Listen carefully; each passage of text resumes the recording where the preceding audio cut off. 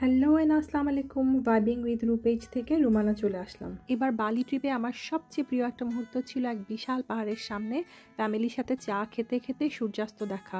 সারাদিন ব্যাপক ঘোরাঘুরি শেষে যখন আমরা সেই লেভেলে টায়ার্ড, তখন সৈকত হঠাৎ করে বললো যে চলো তোমাদেরকে একটা জায়গায় একটু চা খাওয়াই নিয়ে আসি। ছোট্ট একটা ক্যাফে যেটার নাম পাবরিতো ক্যাফে ওপেন হয়েছে ডিসেম্বর 2024-এ। পার্কিংয়ে গাড়ি রেখে আমরা হেঁটে হেঁটে সামনের দিকে আগালাম, আর আমার তো তখনই মাথা নষ্ট অবস্থা, এত সুন্দর ভিউ। আমরা যে দেখি অলরেডি তখন মানুষজন আসা শুরু করে দিছে, কারণ এত সুন্দর একটা জায়গা সন্ধ্যাবেলাটা কাটাতে মানে অসাধারণ অসাধারণ। ক্যাফের ভেতরটা খুবই ছোট্ট এবং মেনুও খুব লিমিটেড, বাট খাবারগুলো দেখে মনে হচ্ছিল বেশ মজার হবে। আমরা টুকটাক কিছু স্ন্যাক্স অর্ডার করলাম। ভেতরে আসলে বসার জায়গা নাই, মেইন বসার জায়গা বাইরেই। ছোট ছোট এরকম চেয়ার দেওয়া, টুল দেওয়া, তো আপনি যেখানে ইচ্ছা আপনার পছন্দ মতো বসতে পারবেন।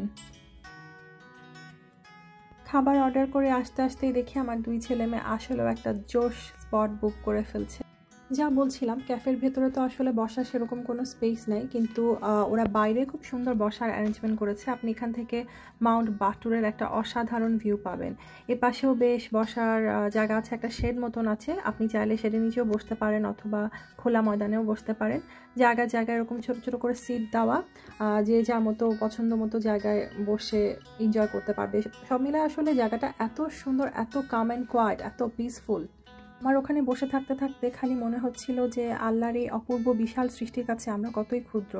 আর আপনি যখন আপনার প্রিয় মানুষজনের সাথে কোথাও সময় কাটাবেন, সেটা যেখানেই হোক না কেন, সেটা থেকে বড় ব্লেসিংস আর কি আছে লাইফে। এই ছোট্ট ক্যাফেটা আসলে উবুদের মতো বড় ট্যুরিস্ট স্পট থেকে প্রায় 2 ঘন্টা দূরে আমলাপুরা নামের একটা শহরের কাছাকাছি।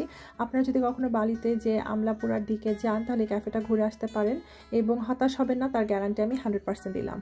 যাই হোক, ভালো থাকবেন, আর ফিরে আসবো আরেকটা কোনো নতুন এক্সপিরিয়েন্স নিয়ে।